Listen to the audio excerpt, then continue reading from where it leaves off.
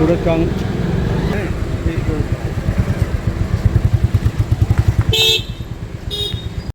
जवानी का है और गरुड़ पुराण के माध्यम से मनुष्य जब जन्म लेता कितनों का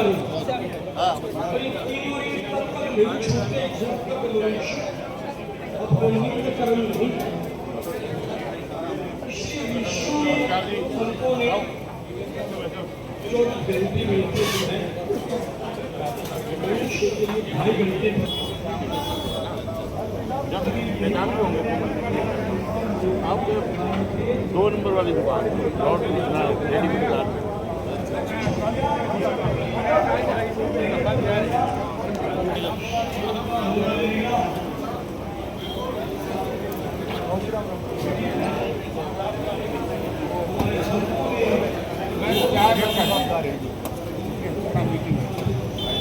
बढ़िया थोड़ा कर ले।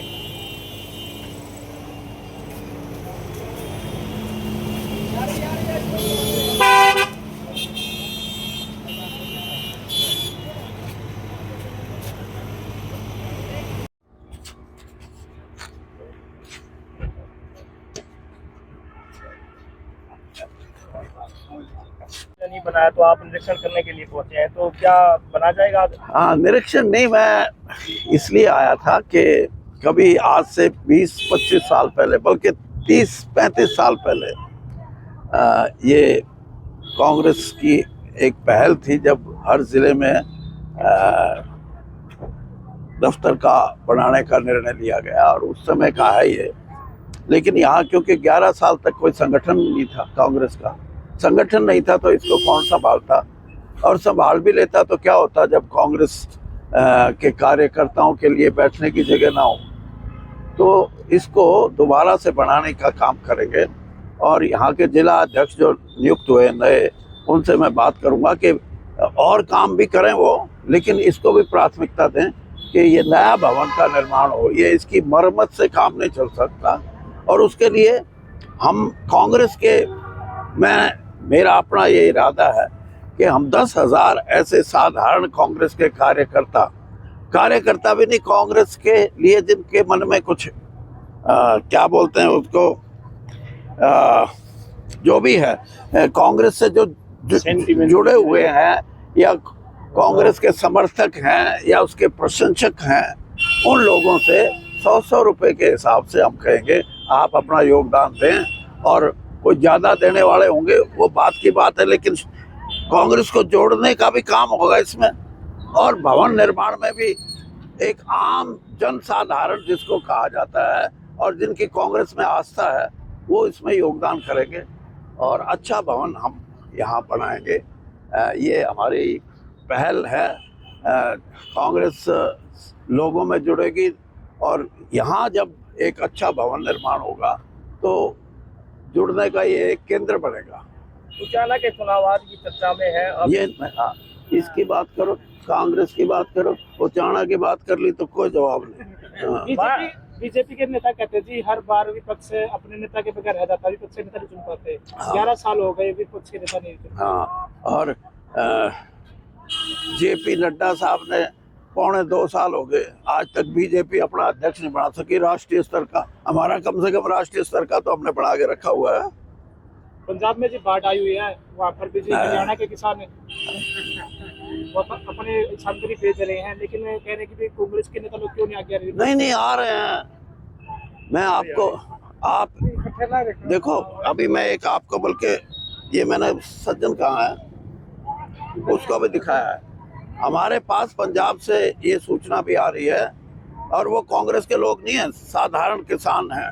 वो कहते हैं कि हमारे पास अन्न का, दालों का, सब्जियों का पूरा लोग मदद कर रहे हैं, लेकिन आज से 10 दिन 15 दिन के बाद जब पानी कम हो जाएगा या सूख जाएगा तो हमारे यहाँ जानवरों को खाने के लिए चारे की जरूरत पड़ेगी। चारे के लिए भी हम व्यापक प्रबंध करेंगे, और आज मैं उचाणा जा रहा हूँ, वहाँ से हम चारे की गाड़ियों का भी इंतजाम करेंगे ताकि पंजाब के उन लोगों को हम दे सकें जहाँ बाढ़ से बहुत ज़्यादा फसल को नुकसान हुआ है। फसल के साथ साथ इन्होंने चारा अपने खेतों में छोड़ा हुआ था, वो भी खराब हो गया। तो साहब, जाट आरक्षण संघर्ष समिति के राष्ट्रीय अध्यक्ष हैं, उन्होंने कहा है कि आपने 1 करोड़ लोहे का वो वायदा किया था, वो कुछ आया नहीं। कौन है जाट आरक्षण? प्रताप सिंह दैया। हाँ? प्रताप सिंह दैया जी। हाँ, उनको कहना मेरे से बात कर लेंगे, मैं जवाब दे दूंगा। एक जीएसटी को लेकर सरकार ने 2 बड़े फैसले किए जी, 5% करके 12% में थे जी। कह रहे कि अब किसान आमदनों की आमदनी बढ़ेगी, उसको फायदा होगा। बात ये है कि बिहार के इलेक्शन से, और वो भी SIR से, और वो भी वोट चोरी से लोगों का ध्यान बांटने का एक काम किया है कि हम 22 तारीख को ये ऐलान करेंगे। बाकी ये ज़रूर है कि जनता का रुख अगर भाजपा ने देख लिया तो कम से कम उनमें कुछ अकल तो आई। इस अकल से ही काम करेंगे तो जनता का जो मन मुटाव है उससे उनकी जान छूट जाएगी। वरना आज जनता ये तय कर चुकी है, सिर्फ बिहार की जनता नहीं, इस देश की जनता, कि हमारे को वोट का अधिकार चाहिए, हमारे को डेमोक्रेसी प्रजातंत्र चाहिए, और हमारे को संविधान चाहिए। इन 3 बातों से ये लड़ाई भाजपा हार चुकी है, क्योंकि उनकी नीयत में इन तीनों चीज़ों को कोई प्राथमिकता देने की बात नहीं। इन तीनों चीज़ों को कमज़ोर करना चाहते हैं, और ये तीन चीज़ें कमज़ोर हुई तो जो देश 1000 साल तक गुलाम रहा, 750 साल तक बादशाहों के और महाराजा राजाओं के, और 250 साल अंग्रेज के, तो ये देश कभी बर्दाश्त नहीं करेगा। आपने भी संविधान, पत्रकार या पत्रकारिता के नज़दीक हो गए, आपने ये भी सुना था कि उस इमरजेंसी के बाद ये भी बात आई थी कि सक्रियता, सरकारी सक्रियता बहुत बढ़ी है। मैं उसमें नहीं जाना चाहता। मैं एक बात साफ करना चाहता हूँ कि वो 50 साल पुरानी घटना है। आज ये देश इस किस्म की कि हम किसी ना किसी बहाने से इस देश के प्रजातंत्र को कमज़ोर करने की कोई अगर शुरुआत होगी तो वो लोगों ने भांप ली, और लोगों ने यहाँ तक नहीं भांपी, लोगों ने तो यहाँ तक भांप ली। उनके कुछ जो प्रत्याशी थे, उम्मीदवार थे, उन्होंने सिर्फ इतना ही कहा था कि 400 का आंकड़ा पार करने दो, फिर देखते हैं क्या संविधान होगा। तो जनता जाग गई और 240 पे आके टिका दिया। अरे हम भी खागड़े। हाँ, कह रहे कि जी हरियाणा में जो कांग्रेस क्राइम को लेकर मुद्दा उठा रही है, भूपेंद्र सिंह हुड्डा के राज्य में उन्होंने गुंडे को पनपने की सलाह दी थी, वो उनके सुने ज्यादा। यार, आप पत्रकार हैं, आज के परिप्रेक्ष्य में क्यों नहीं बात करते? उससे पहले तो अंग्रेज का भी राज था, जब भी डकैती होती थी। मैं आपसे सिर्फ एक बात कहना चाहता हूँ कि भारतीय जनता पार्टी इस प्रदेश के अंदर जो क्रिमिनल एलिमेंट है, गुंडा एलिमेंट है, उनसे निपटने में सक्षम नहीं है। और सक्षम इसलिए नहीं है कि कहीं ना कहीं उन्होंने किसी ना किसी रूप में ये जो पाप है इस जनता के साथ किया हुआ, वो समझते हैं, लोग भी समझते हैं और वो भी समझते हैं, और उनको ये होश में आना पड़ेगा। ये नहीं है कि भूपेंद्र सिंह के राज में, तुम्हारे राज की बात करो, तुमने क्या किया? जींद जिला इस सबसे क्राइम में, यानी खुले आम लोग घूमते हैं। और तो और अपना क्या नाम है JJP के अध्यक्ष का,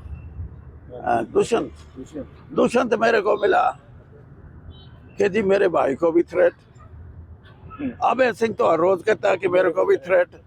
यानी आप अंदाजा लगा लें कि बीजेपी किस हद तक कानून व्यवस्था में नाकाम रही है।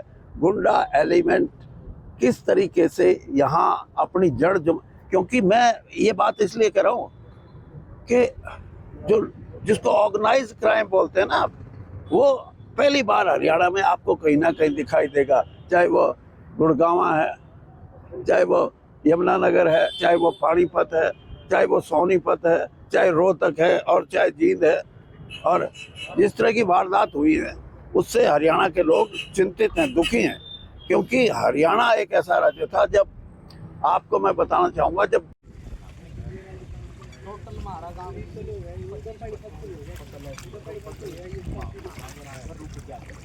नहीं 75% तो ऐसी है चिड़िया दान है। इसमें तो गेहूँ नहीं बोने, अगर पानी नहीं निकला गेहूँ नहीं बोने जी। और देखो 4 दिन पहले मैं अपने मेरी स्कूटी में तो हमारे करवा के पाइप लगाया और वैसे